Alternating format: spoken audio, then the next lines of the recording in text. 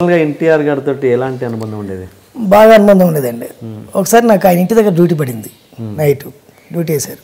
Night duty వేస్తే night ఉన్న లైట్లు వేసి పొద్దున్నే ఆయన 2 గంటలకు 3 గంటలకు అట్లా వేసేవారు. లేచేసరికి మేము కూడా ఆయనకంటే 1 గంట ముందు ఎవరు కదా మనం, కాబట్టి 7 గంటలకు 8 గంటలకు పడుకొని తొందరగా లేచి అదే ఆయన ప్రెస్ మీట్లు పెట్టేది. మార్నింగ్ 7 o'clock అట్లా 6 o'clock రేపు ప్రెస్ మీట్ అని చెప్పండి అని వెళ్ళి పడుకునేవాడు. మేము అందరికి ఫోన్లు చేసి ఇట్లా ప్రెస్ మీట్ అని అంత ప్రెస్ వాళ్ళకి చెప్పేవాళ్ళం.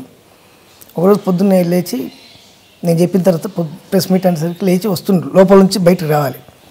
వస్తూ సందులో చూశాడు, ప్రెస్ మీట్ క్యాన్సిల్ అని చెప్పండి అన్నాడు. ప్రెస్ వాళ్ళు అందరూ వచ్చినారు. మార్నింగ్ ప్రెస్ మీట్ క్యాన్సిల్ అంటూ వణుకు వస్తుంది నాకు. సార్ ప్రెస్ మీట్ క్యాన్సిల్ అన్నారండి అన్నగారని. ఎందుకే మరి చెప్పడం ప్రెస్ మీట్ అని అదే ఇదని బాగా చెప్తుండ్రు. నన్ను ఏదో 2-3 మాట్లాడినారు. సరే ఎట్టో వెళ్ళిపోయిండ్రు. రాత్రి డ్యూటీలో ఉంది, ఎవరో వారిని పిలవండి అన్నాడు. వారిని నేను వెళ్ళా. అన్నగారు నువ్వేనా రాత్రి డ్యూటీలో ఉందన్నాడు. అవును. ఆ లైట్ ఎందుకు వెలుగుతుంది అన్నాడు. నైట్ 3 గంటలకు లేచినప్పుడు లైట్ వేస్తాం కదా సార్, ఆ లైట్ వెలుగుతుంది. యూనిట్కి ఎంతో తెలుసా, దీనికి ఎంతో తెలుసా. ఈ రకంగా నువ్వు అప్పటి నుంచి ఇప్పటివరకు లైట్ వేసిన అంటే 7 o'clock వరకు లైట్ వేసిన అంటే ఎన్ని యూనిట్స్ వస్తుంది, ఎంత కాలిపోద్ది, ఏమైద్ది, బుద్ధి లేదు అని బాగా తిట్టి ఒక దెబ్బేసి వెళ్ళిపో అన్నాడు. వెళ్ళిపోయి చాలా ఫీల్ అయినా. ఎందుకే ఆయన మూడ్ ఆఫ్ చేసినాడని అందరు పిఎస్లు అందరూ నన్ను తిట్టాడు. అర్ధగంట తర్వాత పెద్ద ఆయన పిలుస్తున్నాను. ఇక నన్ను ఇవాళ ఉతుకులే ఉంది నాకు అనుకున్నాను. పెద్ద ఆయన పిలుస్తున్నట్లు ఎవరికి వెళ్ళినా ఆయన దోశ తింటూ ఇంకొకసారి అలా తప్పు చేయకూడదు అలాగే అన్నగారు అన్న. ఆ సగం దోశ తీసి నాకు పెట్టిండు. ఆ దోశ తిని చాలా అన్నగారు ఇంకా తింటారా అన్నాడు. వద్దు అన్నగారు అసలు దెబ్బలు కొడతారేమో అనుకుంటే దోశ పెట్టి పంపించిండు ఆయన. అట్లా ఆయన దగ్గర ఉన్న అనుబంధం అది. ఆయన నన్ను బొమ్మగారు అని పిలిచేవాడు. బొమ్మ టాకింగ్ గారు ఉండేది కాబట్టి బొమ్మగారు అని పిలిచేవాడు. ఈయనతో చంద్రబాబు గారితో అంటే ఇక వెరీ ఫ్రెండ్లీ అండి, వెరీ ఫ్రెండ్లీ. మాది డైరెక్ట్ ఉంటుంది నాది అటాక్. ఇంట్లోకే డైరెక్ట్ బెడ్రూమ్లోకి వెళ్ళిపోతా. మిస్సెస్ తోటి కానీ పిల్లలతోటి కానీ వాళ్ళతో కానీ నాకు చాలా విపరీతమైన అనుబంధం. అంటే మీరు అక్కడ లైబ్రరీలో చేయడం వల్ల అక్కడ నుంచి స్టార్ట్ అవ్వడం వల్ల తెలుగుదేశంలో జాయిన్ అయ్యారా లేకపోతే? అంతేనండి, దాంతో అనుబంధం. కేసీఆర్ గారు అప్పుడు రవాణా శాఖ మంత్రి చేసేవారు. వారు ఆయన ఎంత స్ట్రిక్ట్ అంటే కేసీఆర్ గారు అప్పుడే రవాణా శాఖ మంత్రి కానీ స్కూటర్ మీద వచ్చేవాడు. పక్కన పోలీసులు స్కూటర్ మీద వచ్చేవాడు. ఆయన కావాలని ఎట్లా జరుగుతుంది ఏం సంగతి అని చూడడానికి స్కూటర్ మీద వచ్చేవాడు అసెంబ్లీకి. అంత కారున్నా కూడా స్కూటర్ మీద వచ్చేవాడు. స్కూటర్ మీద వచ్చి చూసేవాడు అసలు ఎట్లా జరుగుతుంది ఏం సంగతి అని, పరిస్థితులు ఎట్లున్నాయి ఏం సంగతి అని. అప్పుడు బ్రహ్మాండం ఆయన. ఆ వారితో కూడా బాగా విపరీతమైన అనుబంధం ఉంది నాకు. వాళ్ళ ఫ్యామిలీతో కూడా మంచి అనుబంధం ఉంది. అంటే ఇప్పుడు ఏంటి అంటే ఇక్కడ అంతా టీఆర్ఎస్ హవా నడుస్తుందని టీఆర్ఎస్లోకి జంప్ అయ్యారా? ఇప్పుడు మీరు జంప్ అవ్వలేదు, నేను దేంట్లోకి జంప్ అవ్వలేదు, దేంట్లో జాయిన్ కాలేదు. ఇంతవరకు నాకు తెలుగుదేశం సభ్యత్వం కూడా లేదు నాకు. బట్ అయినా టీఆర్ఎస్కి సపోర్ట్ ఎక్కువ. మీరు ఇప్పుడు టీఆర్ఎస్లో తిరుగుతున్నారు కదా? టీఆర్ఎస్లో తిరగట్లేదండి, ఏ దాంట్లో తిరగను. నన్ను ఎవరు పిలుస్తూ వాడి దగ్గరికి వెళ్ళి కనబడి వాడితో మాట్లాడి ఆ ప్రోగ్రామ్ అటెండ్ చేసి వస్తా. ఓకే. బట్ మీకు ఇప్పుడు స్వచ్ఛ భారత్ బ్రాండ్ అంబాసిడర్ అండి ఇక్కడ మీర్పేట్ కాపురా మొత్తానికి నేను. ఓకే. సత్సంబంధాలు ఉన్నాయి మాత్రం టీఆర్ఎస్ లీడర్స్ తోటే ఎక్కువగా ఉన్నాయి ఇప్పుడు. టీఆర్ఎస్ లీడర్స్ తోటి ఉన్నాయి, తెలుగుదేశం లీడర్స్ తోటి ఉన్నాయి, దానం నాగేంద్ర తోటి ఉంది, ఉత్తమ్ కుమార్ రెడ్డి గారితో ఉంది, అందరితో ఉన్నాయండి. నారాయణ గారు మంత్రి గారు, నారాయణ గారు సిపిఎం నారాయణ గారితో ఉన్నాయి, అందరితో ఉన్నాయి.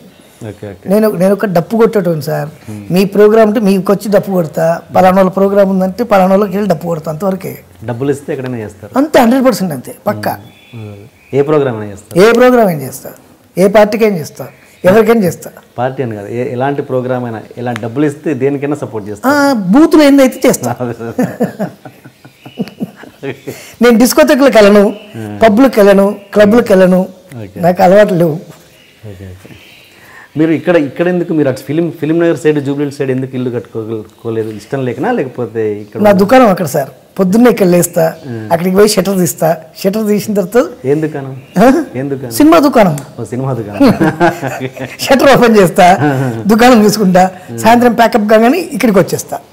ఇక్కడ మాకు అంటే మా ఫ్యామిలీ మొత్తం ఇక్కడే ఉంది కాబట్టి మా అమ్మ కానీ మా అన్నయ్యలు కానీ మా అక్క కానీ మా చెల్లె కానీ అందరం ఇక్కడ సరౌండింగ్స్ కాబట్టి ఇక్కడ ఉండాల్సింది. ఫిల్మ్ నగర్లో కూడా ల్యాండ్ ఉంది నాకు. అంటే అందరూ అక్కడికి ఉండడానికి ఇష్టపడతారు కదా? ఏముంది sir, 1 hour before 1 hour 9 o'clock shooting అంటే 7 o'clock ఇక్కడ నుంచి బయలుదేరినంటే సరిపోద్ది నాకు. Happy friend. ఒక సెలబ్రిటీ అన్న వాళ్ళు మామూలు జనాలలో కలిసి ఉండడం అన్నది ఎంతవరకు ప్లస్ అవుద్ది మైనస్ అవుద్ది?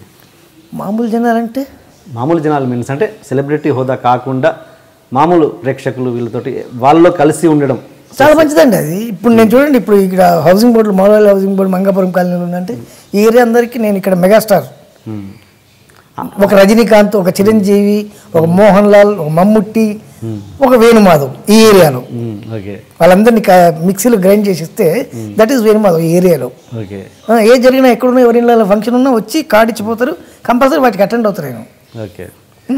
ఎట్ ద సేమ్ టైం పొద్దున్న లేస్తే కళ్ళ ముందు కనబడ్డప్పుడు కొంచెం చీప్ అయ్యే అవకాశాలు కూడా ఉంటాయి కదా? అస్సలు ఉండదు సార్. ఎందుకు చీప్ అవుతాం? చీప్ మీన్స్ అంటే రోజు చూసే మొహమే కదా అన్నట్టుగా అలా కానివ్వండి, దానివల్ల నాకేం ఇబ్బంది ఉండదు. అట్లే ఉండదు. మీ జీవితంలో ఇప్పటివరకు చాలా విషాదకరమైన సంఘటన కావచ్చు, ఏదైనా ఇండస్ట్రీ సంబంధించి పర్సనల్గా సంబంధించి ఏదైనా ఉందా? ఉంది సార్. చెప్పండి. మా నాన్నగారు చనిపోవడం.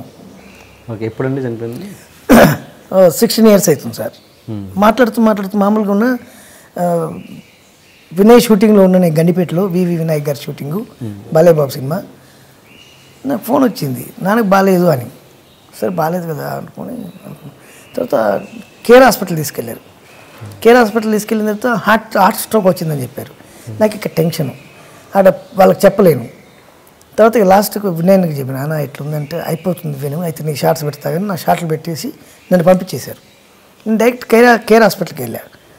అక్కడ హార్ట్ స్ట్రోక్ అంటే మేజర్గా వచ్చింది, లాభం లేదన్నారు వాళ్ళు. కాక చూడండి సార్ అని చెప్తే బాలయ్య బాబు అప్పుడు నుండి కేర్ వాళ్ళకి ఫోన్ చేసి టేక్ కేర్ అండి, చాలా జాగ్రత్త చూసుకోండి అని బాలయ్య బాబు తెలిసింది విషయం. ఓకే. తర్వాత ఒక 2-3 daysకు ఆయన నాన్నగారు పోయారు. ఓకే. అదే మీకు అత్యంత అంతే. ఇంకా అలా కాకుండా